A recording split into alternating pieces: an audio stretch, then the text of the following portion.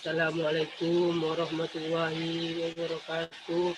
Kami dari kelompok 7 akan mempresentasikan hasil kerja kami dengan judul Ketahanan Nasional Indonesia yang beranggotakan Misbahul Syarif, Muhammad Rafiq Kasmul, Muhammad Aditya, Muhammad Yusuf Putra Pratama, Muhammad Rafi Al-Wazab, Muhammad Alfian Syahputra, Muhammad Aminullah dengan dosen pembimbing Bapak Bandawi SHMHI. Kepada yang bertugas, silakan dipresentasikan. Waktu dan tempat kami sediakan.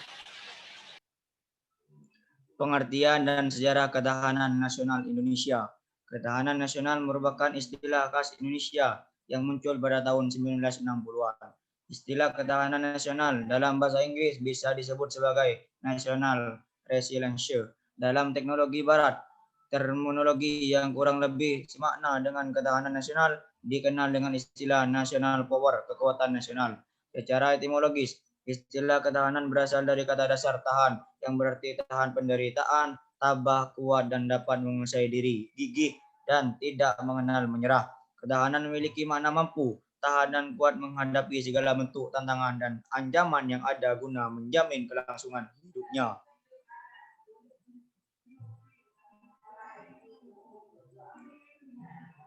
Masuk dalam sejarah.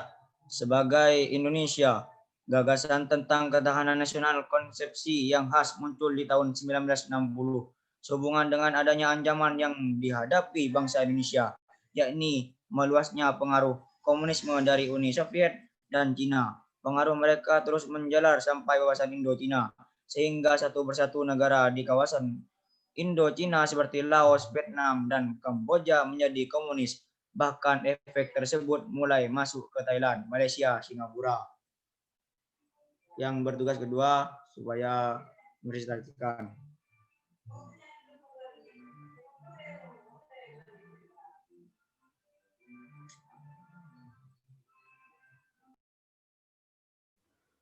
Untuk unsur-unsur ketahanan nasional, ada satu unsur ketahanan nasional menurut Hans J. Morgenthau, yaitu ada fakta tetap, terdiri dari geografi dan sumber daya alam.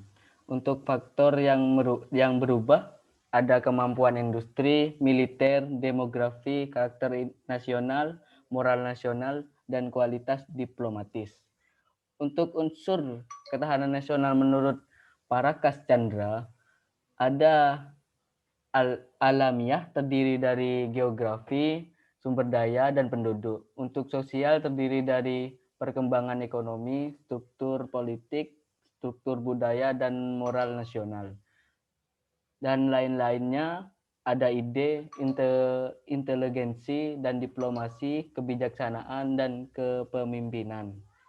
Untuk unsur kekuatan nasional menurut James Lee Ray, ada unsur kekuatan nasional yang terdiri dari dua faktor, yaitu tangible faktor terdiri atas penduduk industri dan militer, intangible faktor terdiri dari karakter nasional, moral nasional, dan kualitas kepemimpinan.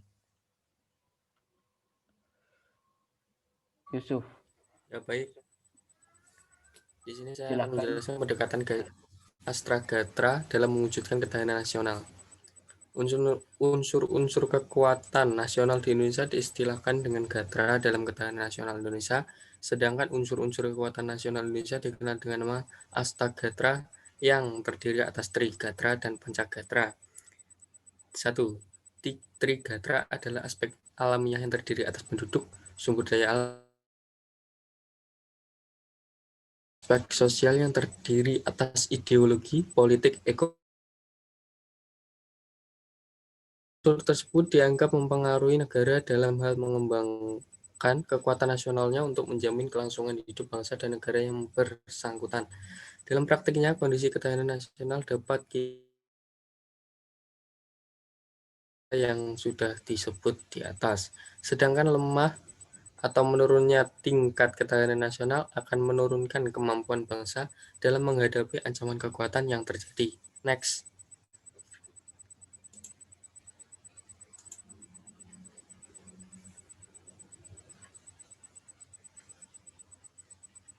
perdamaian dunia dan bagaimana strategi Indonesia dalam usaha mencapai perdamaian dunia.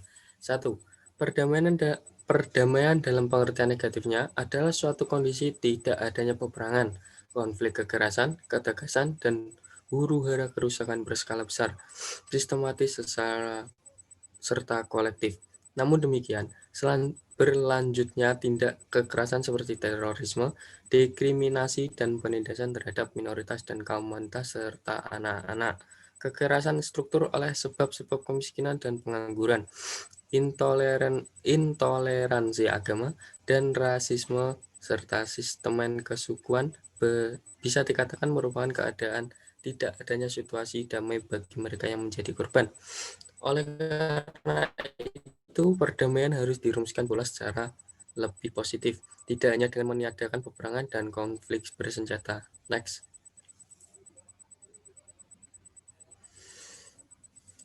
Selanjutnya yaitu menghargai keberagaman. Indonesia yang terdiri dari berbagai unsur dan bermacam-macam kelompok hanya akan terpelihara eksistensinya apabila ada kerelaan untuk saling menerima keberagaman dari setiap komponen bangsa terhadap komponen atau kelompok lainnya.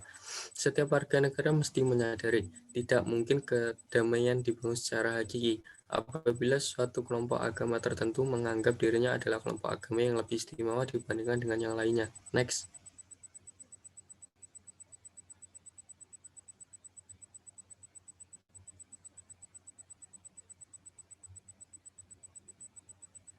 Dialog perdamaian.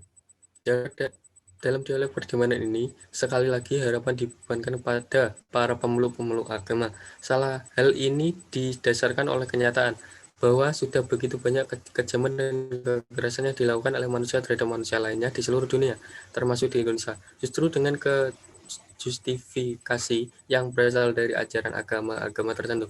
Apalagi agamalah tampaknya yang paling sering menjadi alat politik untuk membenarkan kelompok sendiri, serta menyalahkan kelompok lainnya. Lanjut.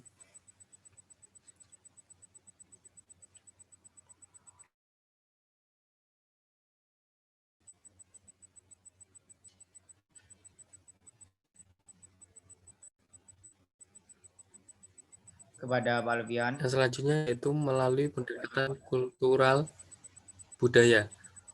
Untuk mewujudkan perdamaian, kita harus mengetahui budaya tiap-tiap masyarakat ataupun sebuah negara.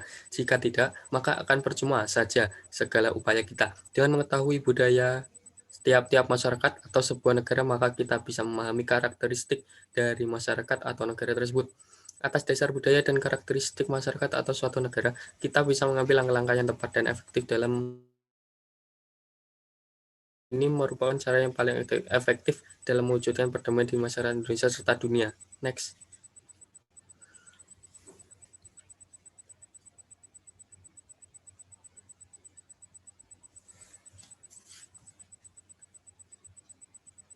Yang selanjutnya yaitu melalui pendekatan sosial dan ekonomi. Dalam hal ini, pendekatan sosial dan ekonomi yang terkait masalah kesejahteraan dan faktor-faktor sosial di masyarakat yang turut berpengaruh terhadap upaya perwujudan perdamaian dunia. Ketika masyarakat kurang sejahtera, tentu saja lebih rawan konflik dan kekerasan di dalamnya. Masyarakat atau negara yang kurang sejahtera biasanya akan cuek atas isu dan seruan perdamaian. Boro-boro bikin perdamaian dunia buat makan untuk hidup sehari saja susahnya minta ampun. Berpikir mereka yang kurang sejahtera. Maka untuk mendukung upaya perwujudan perdamaian dunia yang harus dilakukan terlebih dahulu adalah meningkatkan pemerataan kesejahteraan seluruh masyarakat dan negara di dunia ini. Selanjutnya yaitu melalui pendekatan politik. Melalui pendekatan saja belum cukup efektif untuk mewujudkan perdamaian dunia. Perlu adanya campur tangan politik dalam artian ada agenda politik yang menekan dan menyerukan terwujudnya perdamaian dunia.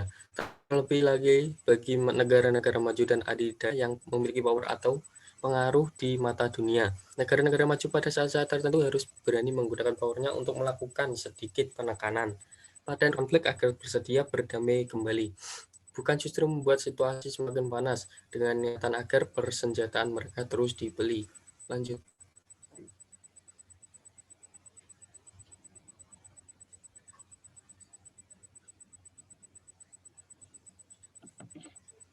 Globalisasi dan ketahanan nasional. Ketahanan nasional adalah merupakan suatu kondisi dinamis untuk bangsa yang terdiri atas keangguran, kekuatan, dan kemampuan untuk mengembangkan kekuatan nasional. Dalam menghadapi segala macam dan bentuk ancaman, tantangan, hambatan, dan gangguan baik yang datang dari dalam maupun luar secara langsung maupun yang tidak langsung, yang mengancam dan membahayakan integritas, identitas, kelangsungan hidup, bangsa, negara, serta perjuangan dalam mewujudkan tujuan perjuangan nasional. Next.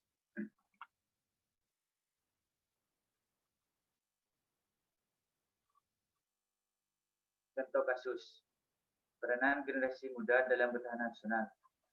Globalisasi menjadikan masa depan yang dihadapi penuh ketidakpastian, perubahan adalah sesuatu yang tidak bisa dihindari, bahkan cenderung berkembang menjadi suatu gejala baru yang penuh dengan kontradiksi, konflik, maupun membalikan arah. Juga membuat hari depan akan penuh dengan kesulitan. 2. Trend utama globalisasi dan aspek strategis lainnya yang berlangsung pada awal abad 21 masih berkisar pada demokrasi, individualisme, HAM, lingkungan hidup, evolusi bidang informasi, liberasi, perdagangan, dan pergeseran perimbangan kekuatan dunia. Di satu sisi, lingkungan strategis tersebut membawa dampak positif bagi bangsa Indonesia, sehingga menjadikan sebagai peluang. Sedangkan di sisi lain, ada pula dampak negatif sehingga menjadikan sebuah tantangan bagi pemerintah. Setiap negara, termasuk Indonesia, harus memiliki ketahanan dalam menghadapi setiap perubahannya. Karena suatu bangsa yang memiliki tingkat ketahanan nasional yang tidak akan mampu mencapai apa yang dicita-citakan. 3. Masalah ketahanan nasional ini. Peran pemuda tak bisa lepas. Pemuda yang kuat, berdaya, dan berdaya saing tentunya akan menjadi modal utama ketahanan nasional. Pemuda sebagian bagian dari potensi pembangunan perlu diberdayakan agar mampu berkiprah dalam pembangunan dan menghadapi tantangan global.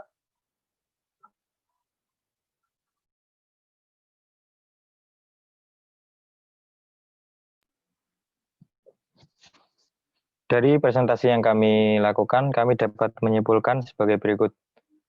Untuk mencapai ketahanan nasional, menurut Indonesia diperlukan beberapa gatra 8, yaitu yang pertama gatra penduduk, yang kedua gatra sumber daya alam, yang ketiga gatra wilayah, yang keempat gatra ideologi, yang kelima gatra politik, yang keenam gatra ekonomi, yang ketujuh gatra sosial budaya, dan yang terakhir gatra pertahanan keamanan.